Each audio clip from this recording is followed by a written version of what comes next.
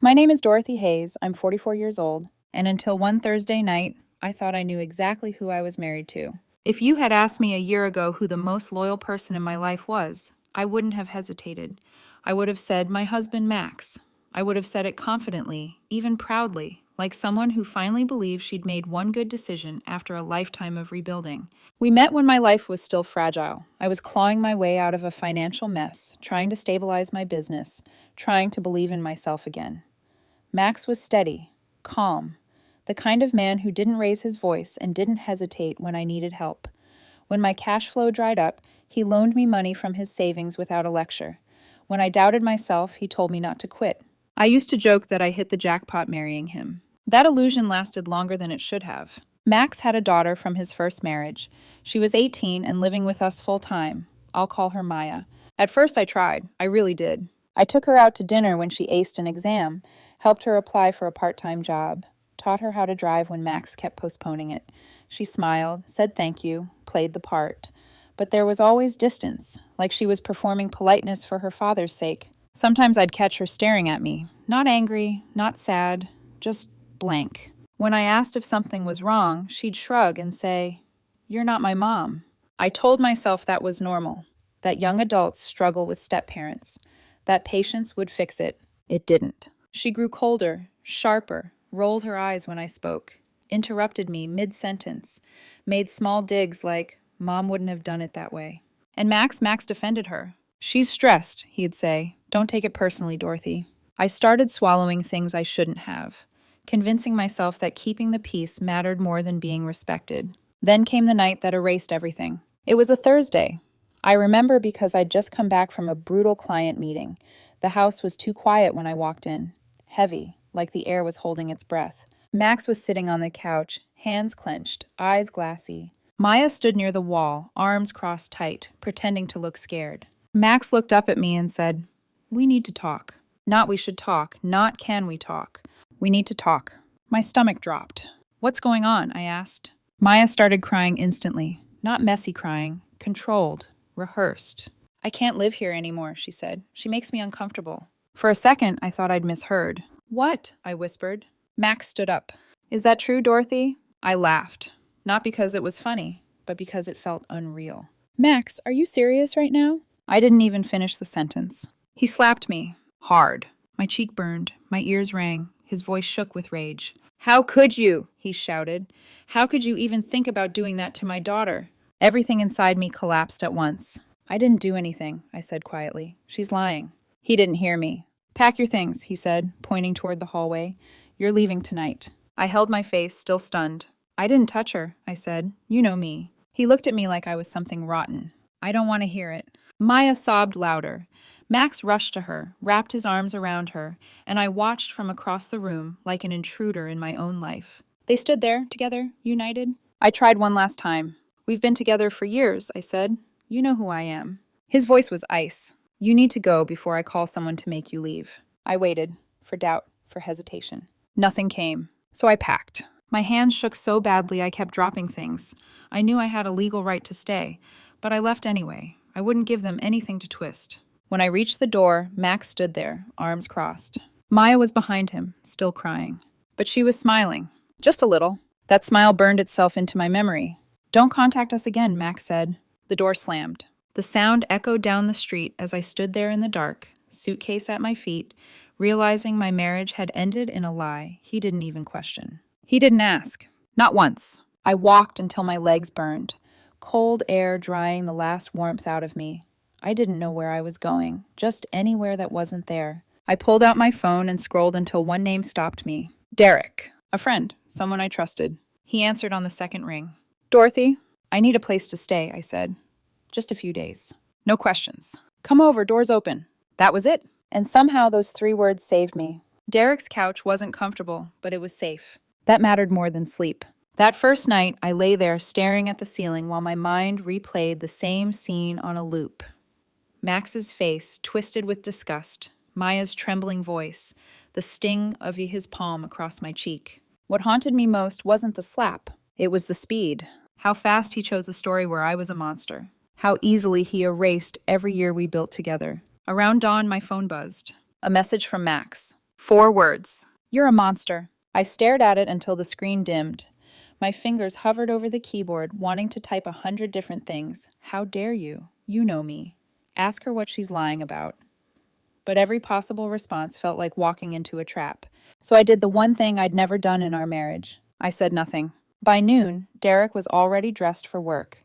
He moved quietly around the apartment, like he didn't want to startle me. Before he left, he placed a sticky note on the counter next to a mug of coffee. Don't sit in this forever. Fix it.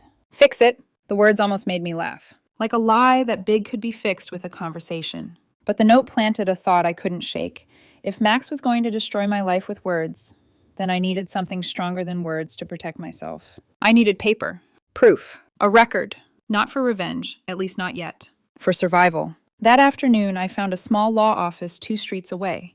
The kind of place that didn't have shiny glass walls or fancy branding. Just a plaque on the door and a waiting room that smelled like old coffee. The lawyer's name was Nate. Middle-aged, sharp eyes, calm voice. The kind of man who didn't react dramatically when you told him something shocking, because he'd heard worse every day. He listened while I told him everything. The accusation, Max's instant belief, the forced eviction, the smear already starting to spread. When I finished, he leaned back and asked, almost casually, "Whose name is on the house deed?" "Both," I said. "We bought it together." "And the business?" he asked. Max owned a contracting business. It was his officially, but I'd been involved since day one. I'd built his website, managed invoices, handled client calls when he was on job sites. More importantly, I'd funded him when he was drowning. "Half of it is mine," I said quickly. "I helped him start it." Nate tapped his pen, then looked up. "Do you have proof?" My throat tightened. For a second, fear tried to pull me under again. What if all my sacrifices were invisible on paper? But then I remembered the folders on my laptop, the bank transfers, the invoices, the emails where Max thanked me for saving his business. "I kept receipts," I said. "Bank transfers, emails, everything." Nate nodded once, satisfied. "Good. Keep them safe. You have rights here, Dorothy. You're not walking away empty-handed." Something about that sentence hit me harder than any comfort Derek could have offered. Not because it was kind, because it was true. For days I'd been moving like a ghost, convinced I'd lost everything. My home, my marriage, my reputation. But hearing I still had rights, real, legal ones, made me inhale like I'd been underwater. When I got back to Derek's apartment, he was sitting on the balcony with coffee, looking out at the street like he was waiting for me. "You okay?" he asked. "I saw a lawyer," I said, sitting beside him. "Max can't just erase me. I still have rights to the house and the business." Derek nodded slowly, like he'd been hoping I'd say exactly that. "Good. That's the first step." I stared down at the cars passing below. "He told me not to contact them," I said quietly, "and now I can feel it happening. Like they're going to tell people I'm dangerous." Derek's jaw tightened. "Let them talk," he said. "Truth has legs. Lies don't." I didn't answer, but something inside me shifted.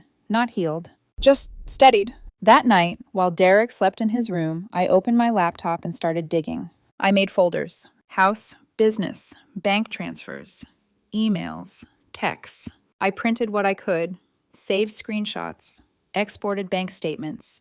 Anything with my name on it, anything that showed my contribution wasn't just emotional, it was financial and operational. It wasn't revenge. It was a foundation. Because I was done being a person people could rewrite. The next few days were quiet. Too quiet. Derek left early for work and I stayed inside, organizing evidence like my life depended on it.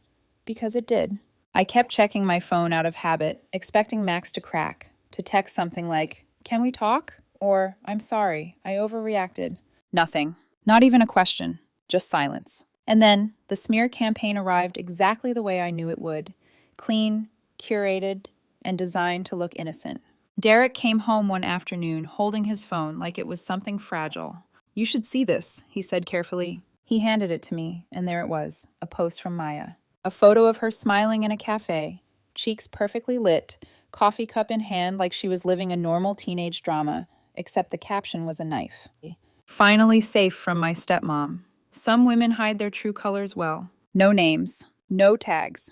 But in our town, that didn't matter. Everyone would know exactly who she meant." My stomach turned as I scrolled through the comments. "Proud of you for speaking out. You're so brave. Some people are sick. We believe you." Believe you. That phrase had always sounded noble to me. Now it sounded like a weapon. My first instinct was to comment, to scream the truth into the void, to type, "She is lying" in all caps and make them all choke on it. But Derek stopped me before I touched the screen. "Don't," he said firmly. "You reply once and you look guilty. Let your lawyer handle it." My hands shook as I stared at him. "They're ruining me," I whispered. Derek's voice softened, but his eyes stayed hard. "Then we don't fight them where they're loud. We fight them where facts matter." So I called Nate. I explained the post, the implication, the comments piling up. Nate didn't sound surprised, like he'd already seen this movie 100 times. "Do not engage," he said. "Screenshot everything. I'll send a cease and desist to your husband today." A cease and desist. It felt surreal that my marriage had turned into legal terminology. By the end of the day, Nate emailed Max directly. The next morning, Maya's post was gone. But it didn't matter. The damage had already moved. Like smoke. My phone started buzzing with messages from people I hadn't spoken to in months. Some were polite, pretending they were checking in. "Hey, are you okay? Heard something weird. Hope it's not true. Just wanted to ask." Others cut straight to it. "Did you do something to her?" I could feel the judgment hiding behind every concerned sentence. By the end of that week, I stopped going out unless I had to. I went to grab coffee one morning, and the barista, someone who used to chat with me every day, barely made eye contact. 2 regulars at a corner table stopped talking when I walked past. That silent attention followed me like a stain. And the worst part? No one confronted me directly. No one said my name. They didn't have to. Maya had planted the idea, and the town watered it. That night, I sat on Derek's couch staring at nothing while he ate dinner across from me. "You're not going to win this online," he said quietly. "I'm not trying to," I answered. My voice sounded flat, like it belonged to someone else. "But she's winning out there." Derek set his fork down. "Then win where it matters," he said. Court, paper, truth. A cold calm slid into place in my chest. That was when I realized something. Maya wasn't just trying to hurt me. She was trying to push me out of the story entirely, make me vanish. And Max was letting her. So I stopped waiting for him to come to his senses. The next morning, I met Nate again. He listened as I explained the social media fallout, the silent ostracization, the way my reputation was collapsing in real time. Then he said something that stuck to my ribs. "Don't rush it emotionally. Build your foundation first, then act." So I waited. Not passively. Strategically. I documented every message, saved every screenshot, logged every awkward interaction, stored every deleted post that Nate could retrieve through legal channels if needed. I kept my tone clean, cold, professional. And then, about 2 weeks later, Max finally broke the silence. He didn't call first. He didn't text. He showed up. It was a Saturday. There was a hard knock at Derek's door. Not polite, not hesitant. The kind of knock that said, "I still own this conversation." My whole body tensed. Derek wasn't home yet. My stomach sank as I walked toward the door, heart pounding. I looked through the peephole, and there he was. Max, arms crossed, jaw tight, eyes sharp, like he'd rehearsed this visit in his head 100 times. I opened the door only halfway. His gaze flicked over my face like he was assessing damage. "Are you really not going to fix what you did?" he said. No greeting, no hesitation. And in that moment, I understood something terrifying. He didn't come here to apologize. He came here to collect. Before I could answer, Max stepped inside like the apartment still belonged to him. His eyes swept the room, taking in the narrow hallway, the couch I'd been sleeping on, the stacked folders on the coffee table. Something in his expression shifted. Disgust, maybe, or disappointment that I wasn't broken enough. "You've been ignoring me," he said sharply, clutching his phone like a shield. "After everything you did, you could at least have the decency to face it." "I've had nothing to say," I replied. The words surprised both of us. They landed clean and flat, without anger. Max blinked like I'd slapped him instead. Then he straightened, shoulders back, switching into the tone I knew too well, the one he used when he thought he was being reasonable. "Look," he said, folding his hands, "we can put this behind us. I've had time to think, and I'm willing to reconsider everything." Reconsider. The word tasted bitter. "But there has to be accountability," he added. I stared at him. "Accountability for what?" "For what you did," he said like it was obvious. "Maya's struggling. She's traumatized. An apology would go a long way." I waited. There was always a second shoe with Max. "And," he continued, voice smoothing out, "I think it would help her heal if you contributed something. Financially. For the emotional distress you caused." For a moment, I honestly thought I'd misheard. "You want money," I said slowly. His jaw tightened. "Compensation, it's reasonable." I looked at him sitting there, calm and controlled, discussing my alleged crimes like he was negotiating a refund. This was the man who slapped me. This was the man who threw me out without a question. And now he wanted me to pay for a lie. I didn't answer. Max took my silence as defiance. His eyes narrowed. You can't just walk away from this, Dorothy. You don't get to pretend you didn't cause harm. You already decided I did, I said quietly, without hearing a word from me. His voice rose, sharp and brittle. You're manipulative, you know that? You hide behind this calm act like you're some victim. I waited for him to finish. When he finally stopped pacing and breathing hard, I stood up. Slowly, deliberately. I walked to the table where a single envelope sat beneath a neat stack of documents. I picked it up, walked back to him, and placed it gently on the coffee table between us. What's that? He asked, suspicious. Divorce papers, I said. The color drained from his face. You're serious, he whispered. Dead serious. Something inside him snapped. You're trying to destroy everything, he shouted. You're going to ruin us both. You did that the night you believed a lie over me. For a second, he just stood there frozen, like he hadn't rehearsed this ending. Then he grabbed his phone, muttered something under his breath, and stormed out. The door slammed so hard the frame rattled. I stood there long after he left, my heart pounding, not from fear, but from clarity. For the first time since that night, I didn't feel small. I felt steady. That was the moment I stopped hoping he'd come to his senses. The next morning, I called Nate. File it, I said, officially. No more waiting, no more symbolism. I showed up at his office that afternoon with a backpack full of proof. Receipts, invoices, bank transfers, emails, contracts. Every thread that tied my name to Max's business and our shared life. Nate flipped through it methodically, nodding. You've got more documentation than most people bring in a year, he said. This will hold. By the end of the week, Max was served. That's when the messages started. How could you do this to me? You're ruining my life. We can still fix this if you stop now. I didn't reply. Then the tone changed. You'll regret this. You think anyone will believe you? Still nothing. 3 days later, he called 11 times in one afternoon. I let every call ring. That evening, there was another knock at the door. I didn't even need the peephole. I knew. When I opened it, Max stood there in full performance mode. Red eyes, trembling lip, one hand on his chest like he was auditioning for sympathy. You're destroying everything, he said. We built a life together. I'm done, I replied. He stepped closer, lowering his voice. Then stop the divorce, please. Think about the house, the business. Think about me. I saw it then. Not love. Damage control. You made your decision the night you threw me out, I said. You don't get to undo it now. His face twisted.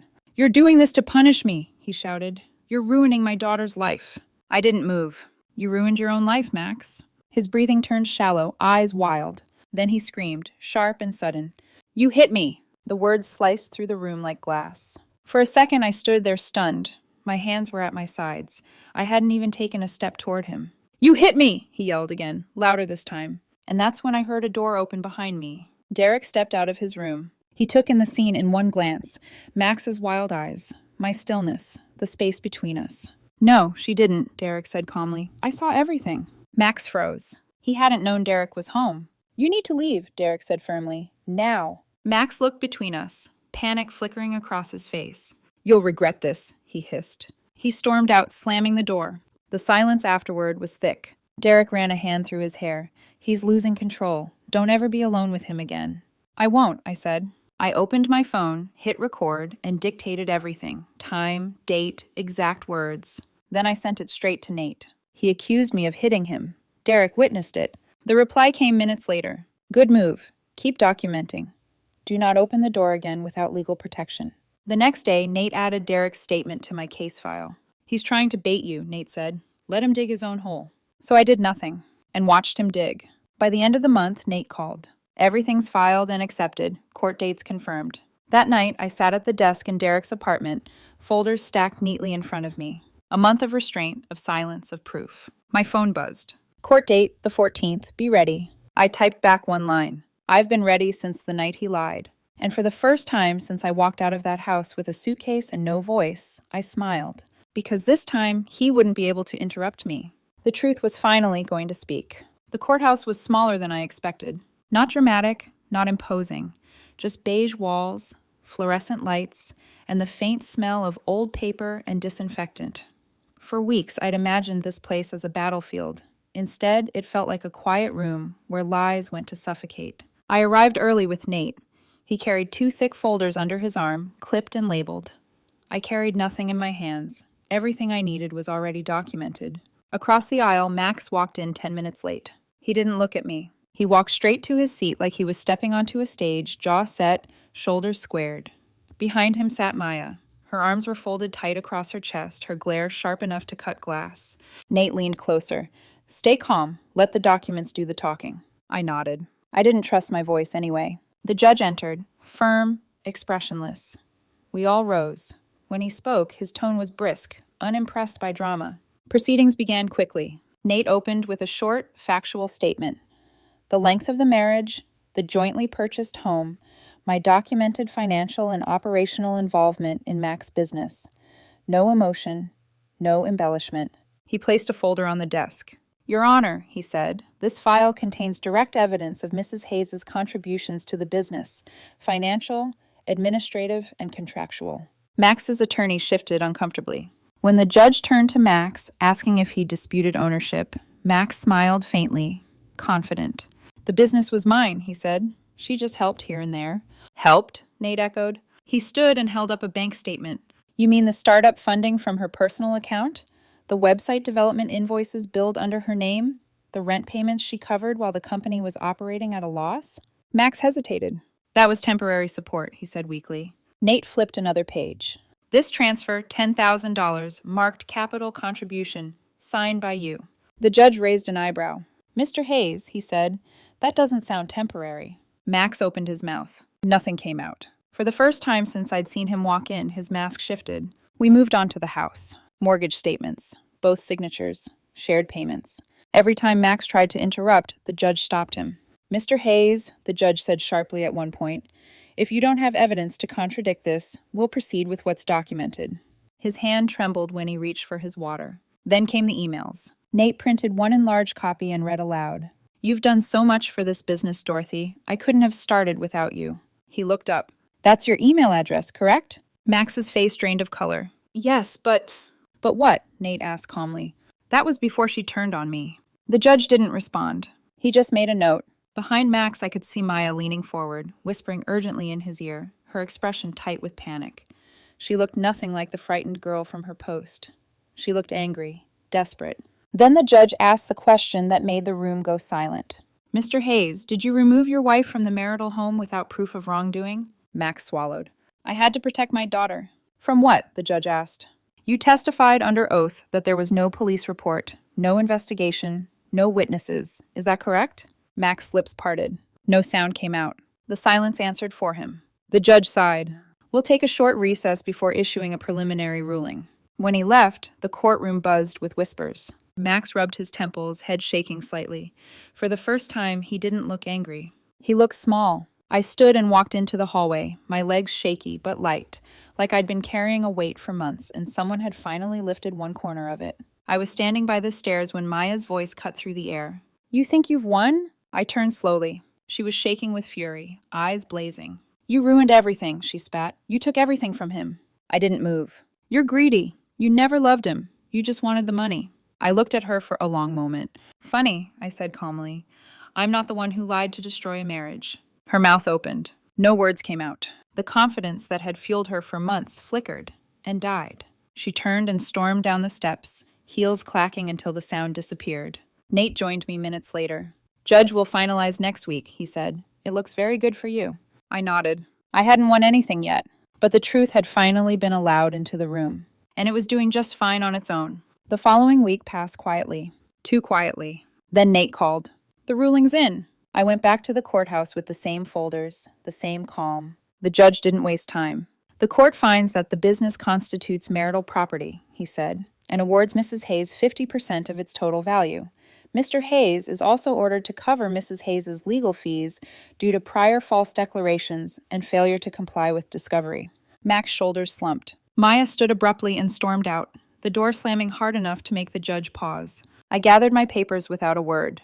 As I walked past Max, he didn't look up. For years, I thought silence was weakness. Standing there, I realized something else. Silence was control, and I finally had it. The fallout didn't come all at once. It cracked slowly, like a wall giving up under its own weight. At first, it was whispers. Friends of friends sending cautious messages, the kind that pretended neutrality while fishing for confirmation. People are asking questions. Someone said the court didn't find any proof. I didn't reply. I didn't need to. Then screenshots started resurfacing. Maya's old posts, the ones she'd deleted in a hurry once lawyers got involved. Someone pulled them from archived pages and reposted them into community groups.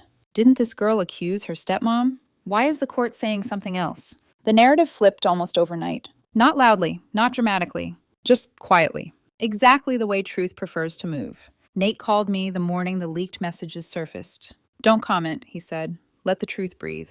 I watched it unfold from a distance. Max's business was the first thing to bleed. Clients didn't rage or threaten, they just withdrew. Contracts paused. Emails went unanswered. His company's social media page filled with neutral, devastating questions. Is this the guy who lied in court? Wasn't his wife cleared? He tried posting a vague statement about misunderstandings. It only made things worse. One evening, Derek and I were eating dinner when someone sent me a video clip. It showed Max and Maya outside a cafe, arguing loudly. "You ruined everything," Max shouted. "You believed me," Maya fired back. "You didn't even ask her what happened." The video cut off there. I set my phone down. It didn't feel like revenge. It felt like gravity. By the time the final property hearing concluded, everything that mattered was already over. The judge ordered the house sold to divide the value evenly. The business assets were split. Legal fees were enforced. Max sat frozen in his seat, staring at the numbers like they were written in another language. Maya didn't look angry anymore. She looked hollow. A few weeks later, the money hit my account. Then came the quiet. No messages, no lawyers, no whispers. Life settled. And then, months later, there was a knock at my door. Soft, hesitant. When I opened it, Max stood there. He looked older, smaller, like the weight of every choice had finally landed. "I'm not here for money," he said quickly. I need your forgiveness." I studied him. The man who never let me speak. The man who chose a lie over me. "Why would I give you forgiveness?" I asked calmly, "when you never gave me a chance to explain?" He broke down. "I was scared," he whispered. "You were careless with the truth," I replied. "There was a difference." "I've lost everything," he said. "Peace starts with truth," I said, "not guilt."